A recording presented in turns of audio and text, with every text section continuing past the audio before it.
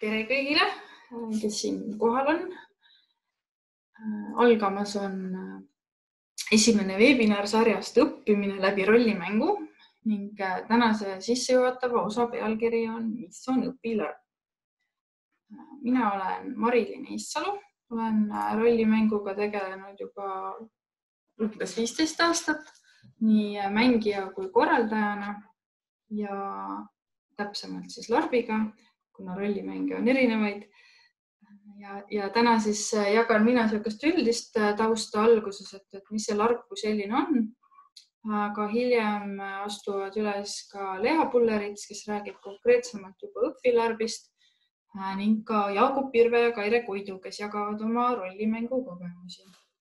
Ederi Ajas ja Peipsi koostöökeskusest tulen ja siis ma veidike tutvustan seda, et miks selline koolitus üldse meil toimub.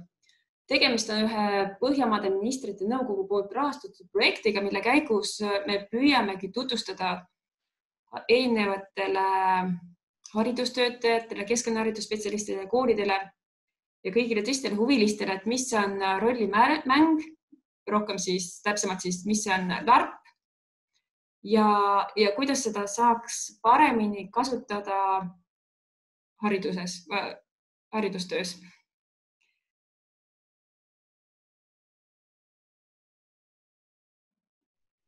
LARP on siis lühend sõnadest live action roleplay ehk eesti keeles päris elus rollimäng. Oleme üritanud seda eestindada ka kasutusel või see ei ole kasutusel tegelikult, aga lihtsalt selline huvitav mõtteharjutus, et võiks tähendada ka näiteks lõbusat ajaviidet rüplikust pensionärina. Ja eesti keeles on niimoodi, et see sõna on siin kuidagi hästi kohanenud, ta on suupäraseks saanud ja ta on kasutusel nagu päris sõna. Larp, larpi, tegeletakse larpimisega ja see, kes larpimisega tegeleb, tema on larpar. Täiesti siuke nagu oma sõna. Ja mis see siis on? Et tegu on siis midagi siukest, mis on nagu natukene nagu improvisatsiooniteater, aga ilma publikuta, kus osalejad ei tea täpselt, millega etendus lõpeb. Või siis on see hoopis nagu natukene lapsepõlve kodumäng või päti ja politseimäng, kus sa ka mängisid, et sa oled keegi teine.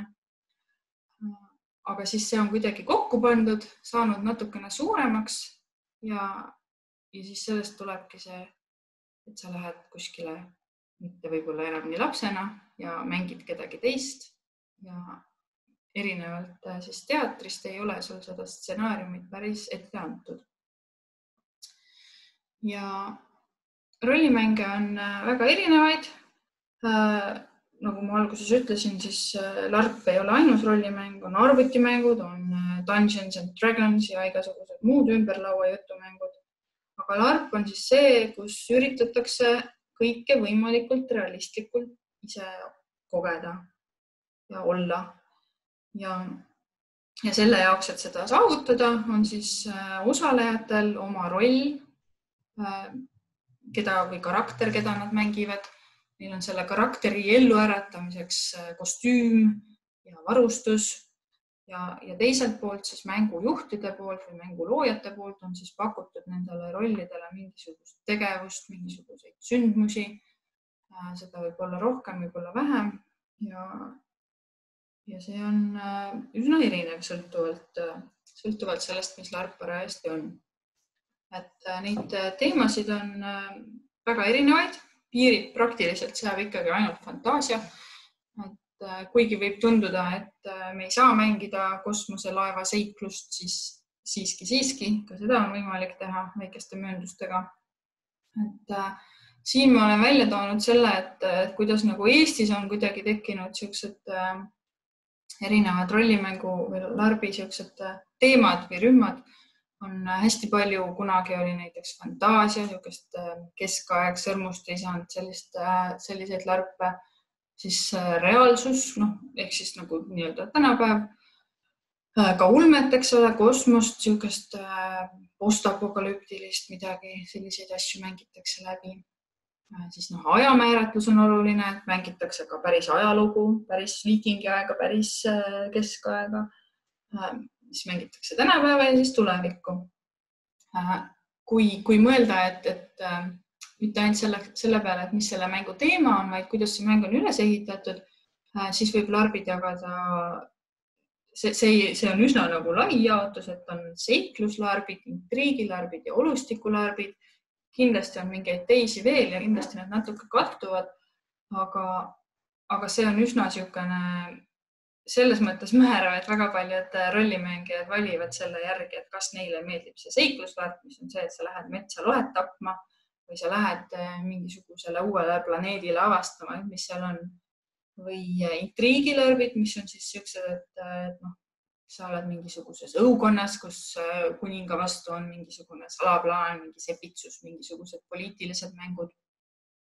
Ja ulustikularpi on tegelikult kõige vähem. See tähendab siis põhimõtteliselt seda, et sa üritad luua selle keskkonna ja sul võib-olla nii väga ei olegi mingisugust eesmärki mängu sees välja arvatud siis see, et kogeda seda keskkonda, mis see siis oli, kas mingisugune ja Napoleoni aegne õukonnaelu või viikingi aeg, et mingil määral see taaskehastamine, kus inimesed üritavad võimalikult täpselt viikingaja elustikku taaskehastada, on ka nagu olustikularp.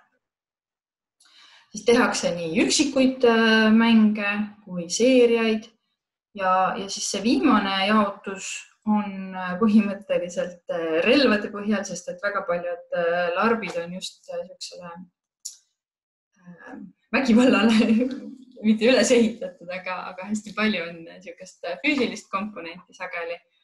Pohver on siis need pehmikmõõgad, niisugused lateksist või kui on lihtsamad, siis on tehtud niisuguse toruteibi ja pehmendusega. Airsoft on niisugused pärisrelvade imitatsioonid, mis lasevad plastikkuule, mis vajab ka kaitsevarustust, kus sul on prillid ja kindad ja muu sarnane. Ja Nerf on niisugused pehmeid švammjubinaid laskvad relvad, mis on nagu laste jaoks tegelikult, aga samamoodi, kuna neid on palju niisuguseid, nad on üsna pärisrelvade sarnased, siis nendega on hea ohutu mängida mingisugust kosmoseseiklust või muud sarnast. Ja kui see idee alge, siis on olemas, et millist mängu sa tahad või kus sa tahad osaleda või mida teha, et siis koosneb üks larp sellest, sul on mängijad, siis on sul mängujuhid, keda kutsutakse gemmideks, mis tuleb sõnast Game Master, kes on siis need, kes on kogu selle sisu paika pannud, et millest see mäng algab, nende poolt on ilmselt vähemalt osa rollidest, kes jälgivad ja keda siis nagu sellel pildil näha eristab mängijatest see, et neil on tavaliselt selline punavalge lint ümber. Ja lisaks on ka abimängijad, NPC-d ehk non-player characterid, kes on siis sageli sellised inimesed või sellised mängijad, kes loovad sinna mängu mingit lahedust juurde ja tulevad episoodiliselt midagi tegema. Kui sul on mängujuhi poolt paika pandud mingisugune süžee ja seal on näiteks mingisugune lohe, siis see NPC mängib seda lohet, keda on siis vaja maha lüüa või mis iganes temaga on vaja läbi rääkida. Üldiselt on vist tundub, ma ei tea, kas see on võib vahepeal muutunud, aga kui mina alustasin larbiga, siis oli üsna niisugune stereotüüpne ettekujutus rollimängijast, kes on siis niisugune pehmikmõõgaga pika patsiga poiss, kes metsas ringi jookseb. Hea veel, kui tal ei ole haldjakõrvu. Aga tegelikult nagu ikka tegelevad larbiga igasugused inimesed. Nagu siin näha siis päris pisikestest kuni päris hallipäisteni välja. Naised kui mehed, nii noored kui vanad. Ja ma ütleks, et hetkeseisuga võiks Eestis olla umbes 200 aktiivset rollimängijat, kes teevad seda nii-öelda hobina või meelelahutuslikult. Ja Eestis üldse esimesed sellised päris rollimängud, kus mindi ja tehti midagi kuskil õues mingis kohas selle mõttega, et see nüüd ongi larp, toimusid siis aastal 1999. Ja päris kõrgaeg on natukene möödas hetkel, tundub, võib-olla see tuleb taas või mõni veel kõrgem aeg, aga siis jah, vahemikus 2004 kuni 2013 oli meil väga-väga tihe rollimängugraafik. See alguse sai, mul on tunne sellisest sõrmustisenda fännide sellisest soovist elada seda seiklust ka ise läbi, aga siis väga ruttu tekkisid sinna kõrvale ka igasugused muud teemad. Ja põhimõtteliselt oli aastaid, kus sul oli ühes kuus võimalik valida 2-3 mängu vahel.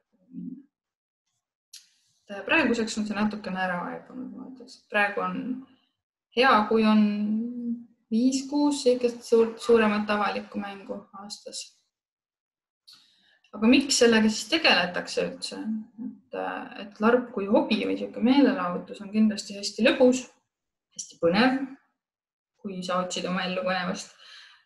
Siis sellisest mängulustist, mis tundub, et larparitel ei ole kuskil ära kadunud või lapsepõlve maha jäänud, et ikka soovitakse mingit sellist ägedust ja põnevust enda ellu juurde tuua ja seda siis leitakse selle kaudu.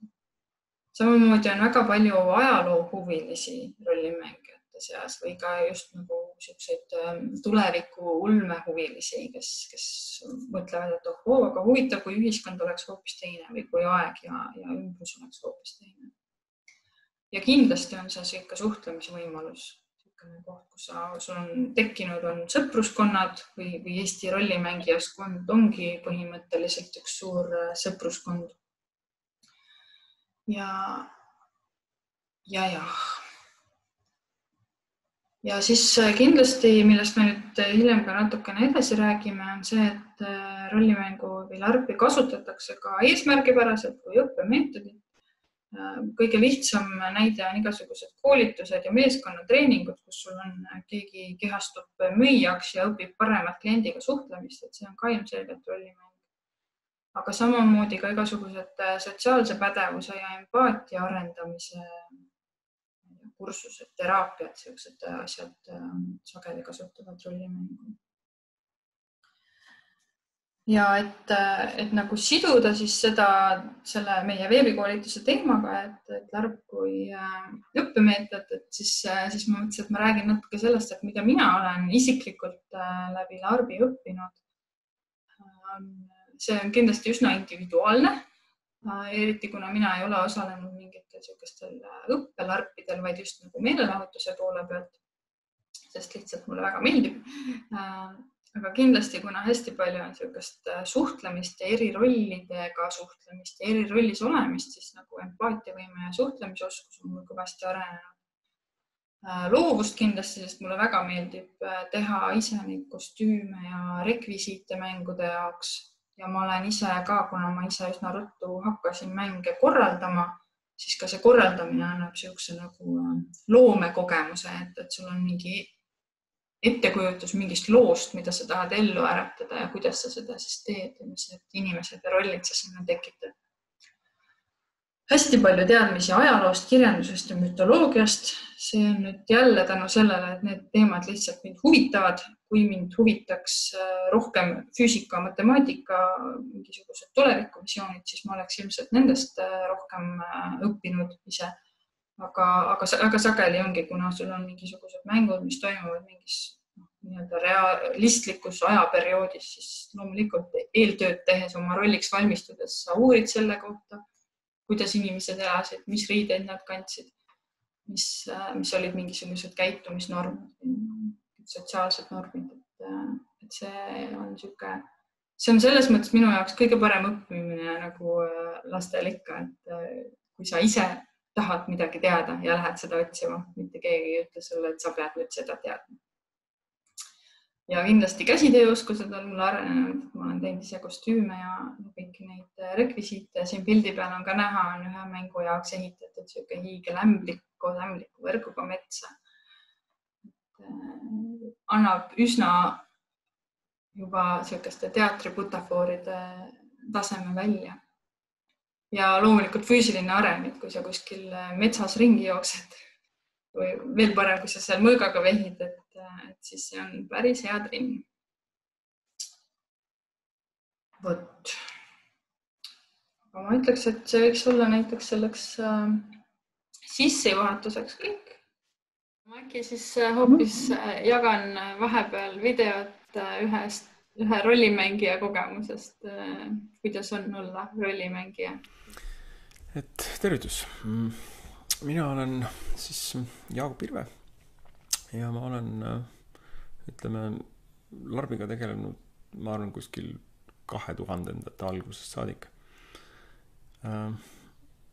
Minu jaoks algas see kõik sellega, et ma olen kauaaegne lauatagune rollimängur, ehk siis olen nii-öelda istunud laua ääres, söönud snäkke ja seletanud mängujuhile vastuseks, et millise nurga alt ja kuidas ma siis peale tulevat vastast mõõgaga löön.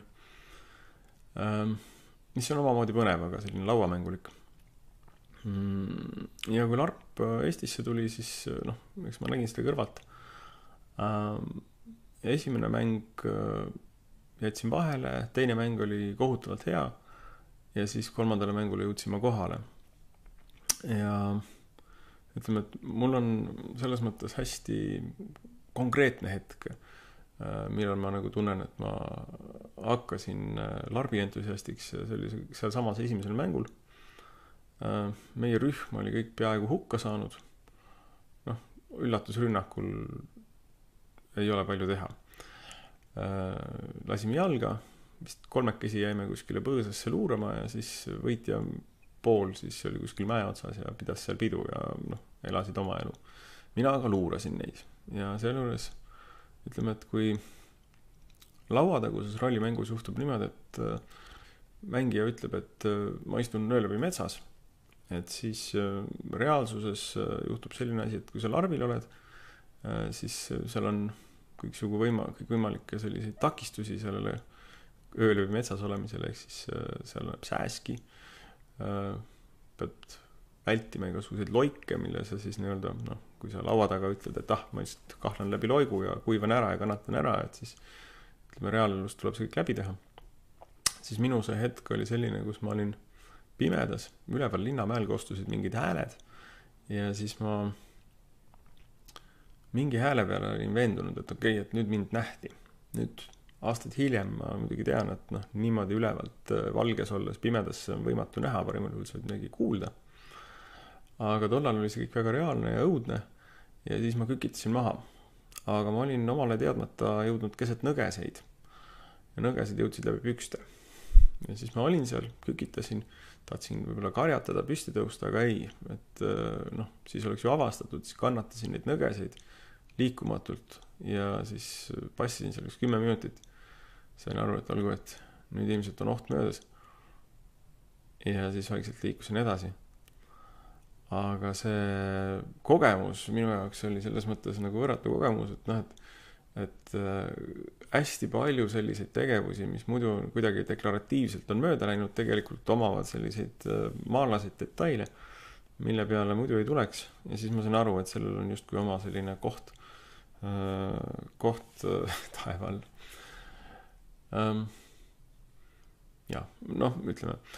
Ja teine lugu, mis ma mõtlesin rääkida, on seotud nagu sellise isikliku arenguga, et kui see võib-olla läheb siis koolituse teemaga võib-olla natukene kokku. Olen olnud üsna selline, ütleme, et tagasihoidlik inimene ja mingil määral sellega ka võidelnud kogu elu. Ja mida ma avastasin larbi puhul, mis on väga huvitav ja seda ma mitte enda, vaid ka väga paljude teiste puhul on täheldanud, on see, et sellised tagasihoidlikud inimesed sattudes keskkonda, kuhu nad nii-öelda saavad iseenda maha jätta. Ehk siis mis iganes nad teevad, need ei ole nemad, et puudub see vastutus nagu iseenda karakteri või mingisuguse siis näo ees, et maine ei tule suga nii-öelda kaasa. Et see annab mingi koguse vabaduse eksperimenteerida nii iseloomude kui siis inimsuhtluse ja kõiksuguste asjadega. Ma olen seda teadlikult näiteks avaliku esinemise jaoks kasutanud just täpselt niimoodi, et valinud enda jaoks karaktereid, kes siis trügivad püünele ja tahavad esineda. Ja seal toimub mingi huvitav selline nagu silla efekt, et karakter lekib päris ellu ja ühtäkki on sellised nii-öelda siis kogemuslikud taustad sul olemas, et sa ei pea nagu ei pea nullist esinema, vaid sa tead, et ma olen seda teinud mingisuguses sellises turvalises keskkonnas. Et see on minu meelest üks larbi, üks selliseid salakavalaid võlusid, mis on olemas isegi siis, kui seda ei tee nagu taktikaliselt või kellegi harimiseks.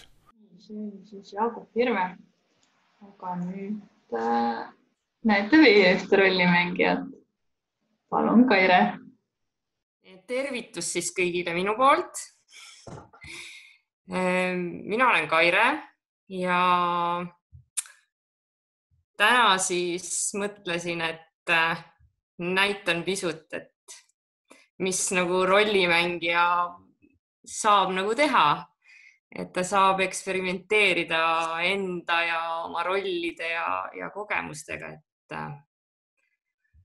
ma olen nagu rollimängija olnud 13 aastat, mis on päris palju juba.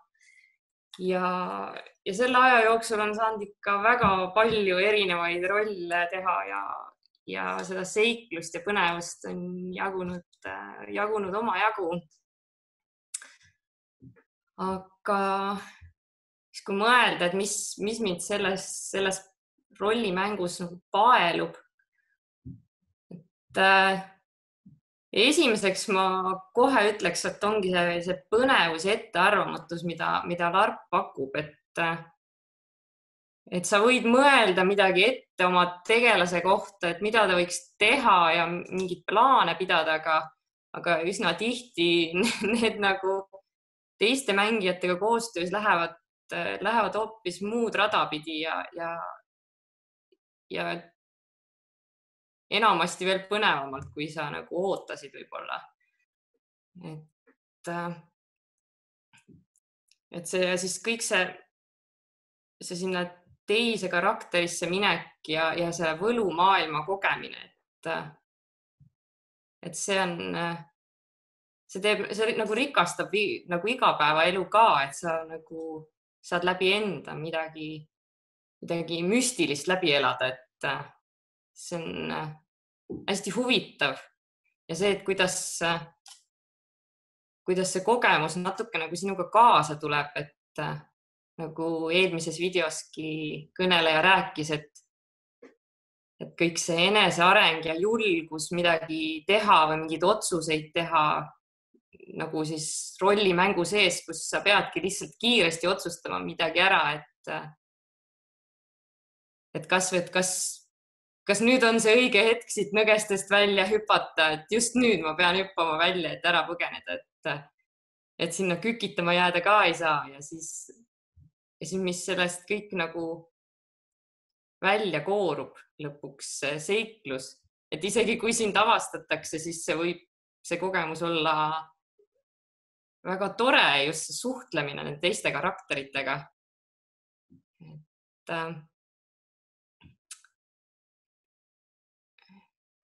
See on jah, hästi-hästi põnev ja reaktsioonid, mida näiteks sa saad pakkuda teistele oma käitumisega ja enda rolliga.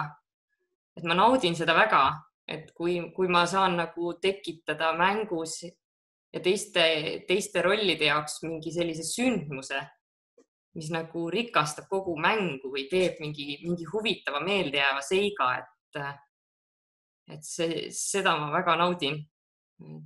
See on hästi tore. Ja nagu nähagi, siis ma väga naudin siis nii-öelda rolli loomet, enda siis kostüümide kokkupanekut, siis kõige selle maailma ehitamist selle rolli juurde. Ka siis enda ümber erinevate siis proppide atribuutikaga, mis nagu toovad siis nii-öelda rolli usutavaks, et see on hästi loominguline ja põnev teha.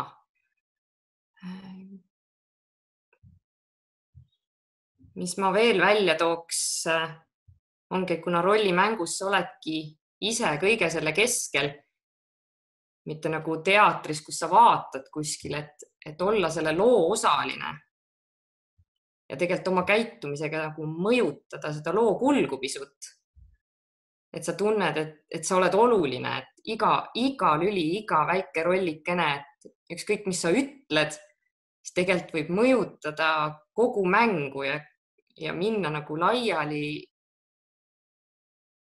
suust suhu, mingid legendid, sa mõtled näiteks lihtsalt tavalise 2 rolli vahelise jutu käigus ise mingisuguse legendi välja, näiteks mingist lendavast roosast vihmaussist ja sellest võib saada mingi väga suur legend, mida kõik räägivad pärast. Et see on ka siuke vahva meelelahutuslik element nagu seal sees, mida ei saa kunagi ette teada, mida see mäng võib sulle anda.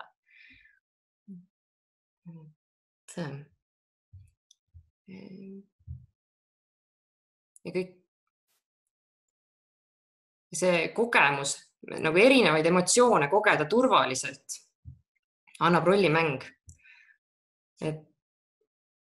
Et siis sa võid kogeda täiesti reaalset kabuhirmu, nagu tõesti on minusugune kuskil vastu hüppamine ja et mina ise olen kogenud seda, kui minul on vastu tulnud mingisugune monstrum, täiesti reaalset hirmu. Ja aga samas paar minutit hiljem sa tegelikult tead, et see on mäng ja samas see, et kuidas sa reageerid, sa saad ennast analüüsida. Ja tohutut rõõmu või kurbust oma sõbra kaotuse üle kuskil lahingus, ja pärast mõelda nende üle, et see annab ka nagu arendab seda empaatiat võib-olla, mida teised läbi elavad võib-olla päris elus. Mingeid situatsioone, mis on natukene sarnased. See on jah, mina olen väga võlutud rollimängudest. Ma mõtlesin, et ma näitan ühte näiteks lateksrelva, milline ta näeb väga-väga huvitav välja. Aga samas see on turvaline, et ta on pehme, paindub.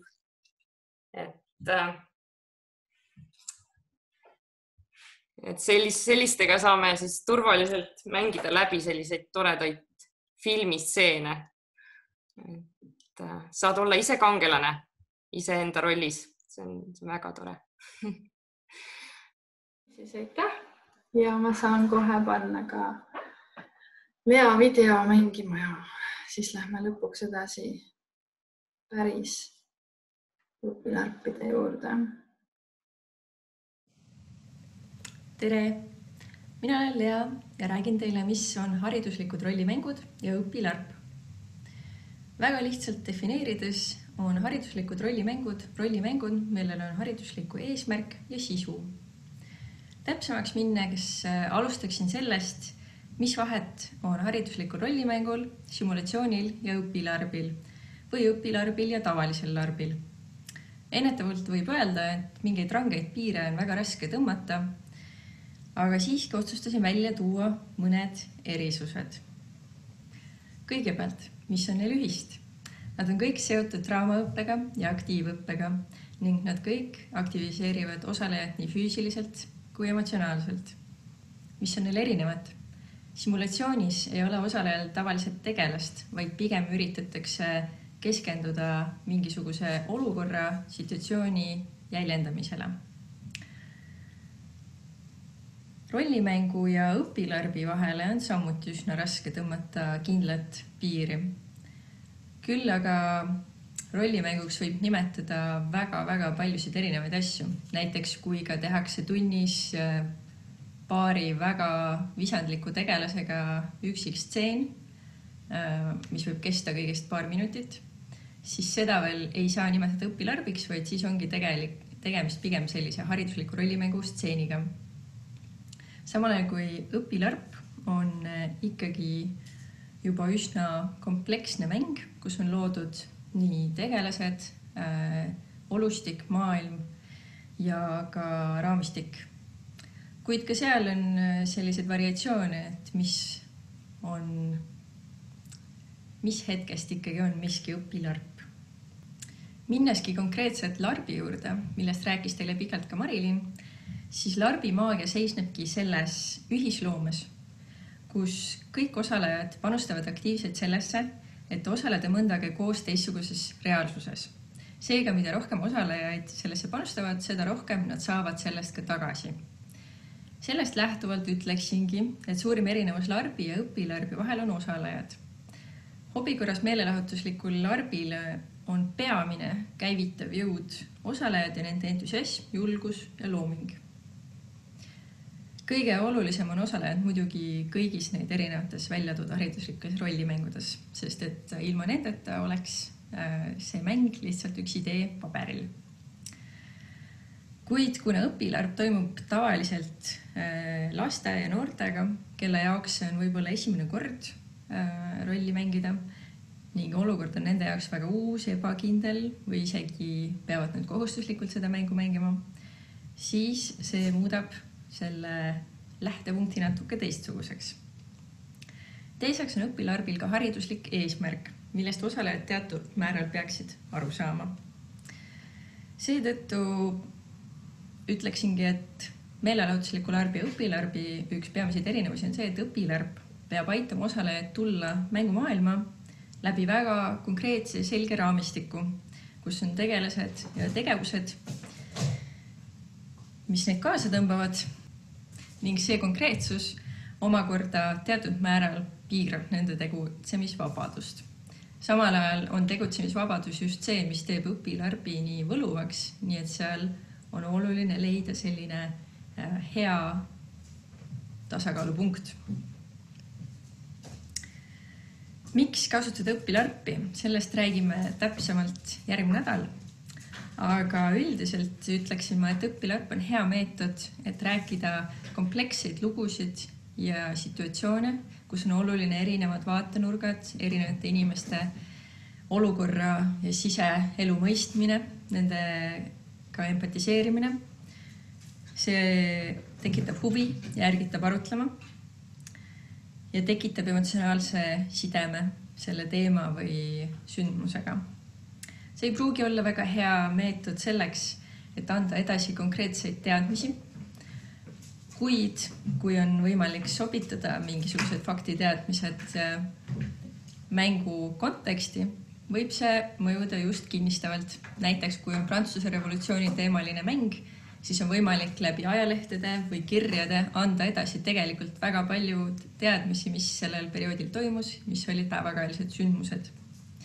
Või siis, kui on näiteks saada selgeks mõni matemaatika valem, siis võib just see kontekst, et seda valemit on vaja kosmoselaeva mootori parandamiseks, võib just olla siis see, mis ärgitab osalejaid seda enda jaoks kinnistama. Järgnevalt olen püüdnud õpilarpi jagada erinevatesse kategooriatesse, et rohkem avada tema nüansse või kasutusvõimalusi. Esiteks larp formaalõppes, mitteformaalõppes ja informaalses õppes. Teiseks, kas õppimine on selles mängus põhiline või õppimine on pigem kaasnev. Ja kolmandaks, kas õpitakse konkreetseid teemasid või õpitakse üldpädevusi. Formaalõppes, näiteks koolis, kasutavad mängud tihti pigem konkreetsete teemadega seotud mänge ja mängud on pigem lühikesed, et neid saaks ka ainetunnis kasutada. Siin on kõik palju erandeid ja neist ma räägin samuti järgmine nädal. Formaalõppes kasutatava mängu puhul on tõenäoliselt ka väga oluline, et õpilased reaalselt teema kohta midagi õpiksid. Näiteks, kui teemaks on Läänemeri, siis osalejad peaksid mängu jooksul ka midagi teada saama või teemaga kuidagi suhestuma. Mitteformaalõppes, näiteks noortekeskuses, laagris või noorteprojektis on ajaressurssi rohkem. Mängud on pigem seotud üldpädevustega.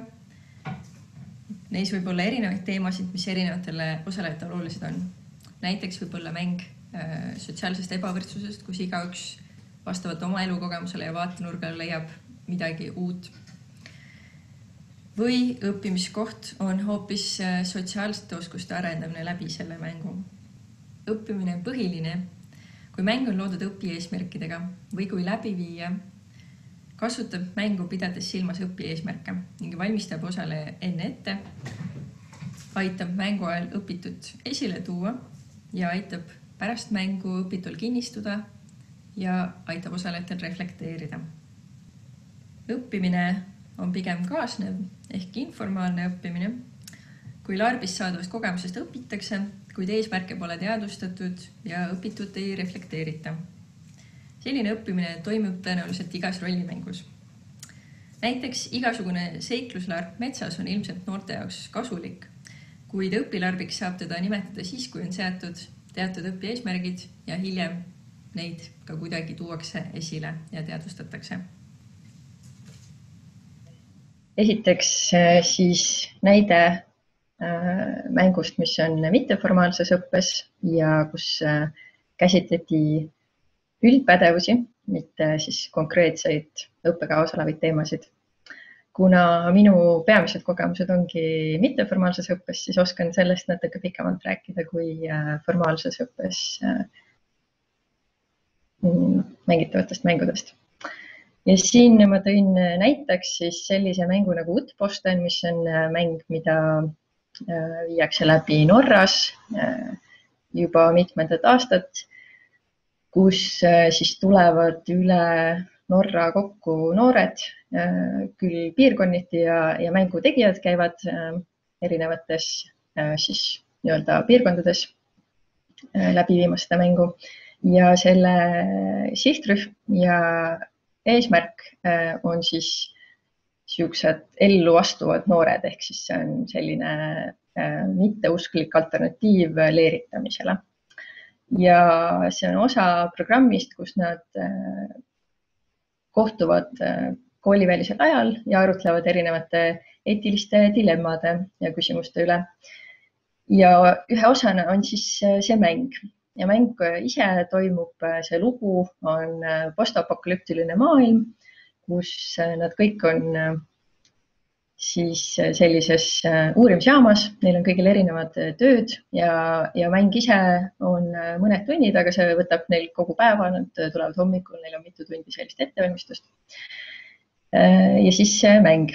Mängu ajal nad mängivad neid tegelasi ja on oma töögruppides ja mängu eesmärk ei ole see, et nad õpiksid selle kohta, et milline võiks olla see tuleviku Norra, kuigi võib-olla mingisugune väga dystoopiline võimalus see ka on.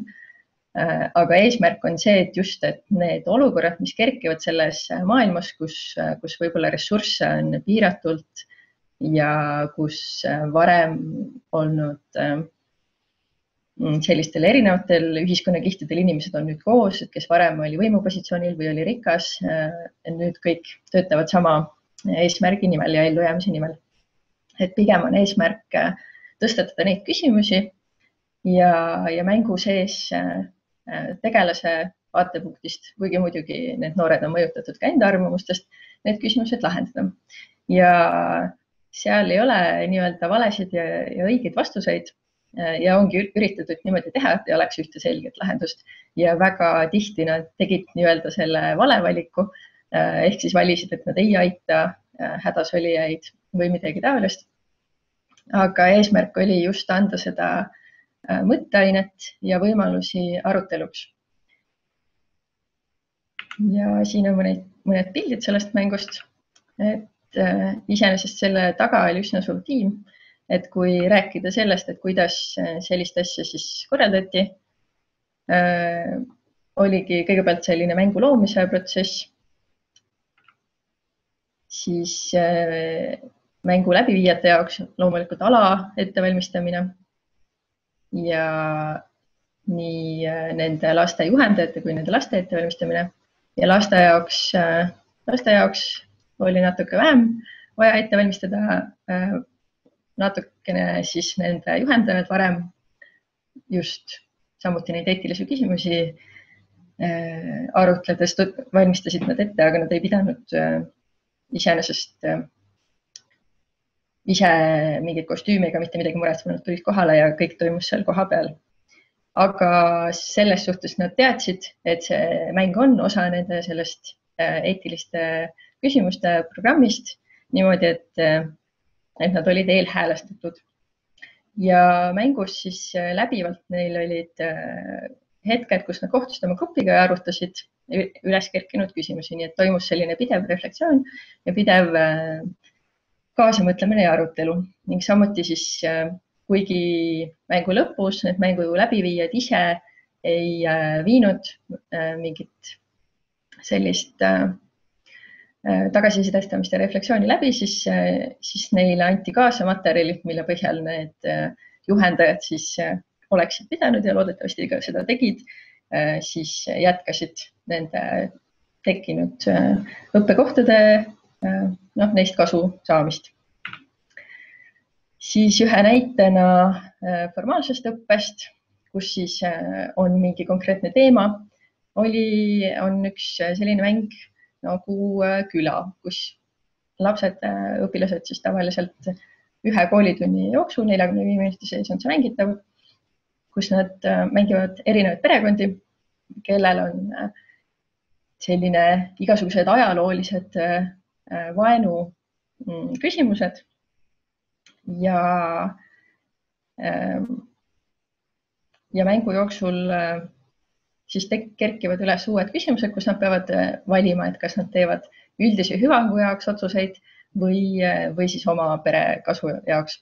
Mõnes mõttes see on samuti selline väga üldine, aga see mäng iseenesest on tehtud konkreetselt selleks, et rääkida sellest, kuidas ajaloolised sellised konfliktid mõjutavad tänapäeva poliitikat. Nii et seal sellise juurde materjalina õpetajale on siis toodud välja konkreetseid selliste kriisi- ja sõjapiirkondade poliitikat ja ajalugu. Et siin siis on vaja väga palju sellist seostamist pärast teha, aga on ka konkreetseid larpe, eriti näiteks ajalooteemalisi, mis on hästi konkreetselt mingist ajaloosündmusest, õpilased kõik mängivad neid ajaloolisi tegelasi või siis vähemalt selles perioodis elavaid inimesi ja siis on veel eriti selge see teema. Ja selleks, et see teema kaduma ei läheks, mina alati ka ikkagi soovitan, et seda võib nii enne kui jooksvalt öelda, et see selline üllatamine võib töötada, et ahaa, te mõtlesite, et te mängisite seda, aga tegelikult oli hoopis meil teemaks see, et see võib töötada, aga see võib olla sihuke riskantne. Ma pigem ei kasutaks sellist üllatamist, kui te ei ole väga kindlad, et see annab hea efekti. Ja informaalsest õppimisest oli väga palju juttu siin kogemuslugudes just selles mõttes, et kuidas igasugusest sellisest seiklusmängust ja kogemusest, kus noorel on nii see füüsiline ringi käimine, teistega suhtlemine, sa kogu aeg mõtled, kuidas lahendada mingeid olukordi, võib-olla lihtsalt oma huvist ja entusiasmist õmbled mingeid kostüüme, ehitad mingeid asju, et kõik see loomulikult on ka arendav ja õppimine, aga miks ta ei ole õpilarp, ongi sellepärast, et see õpi eesmärk ja õppimine ei ole seal teadvustatud.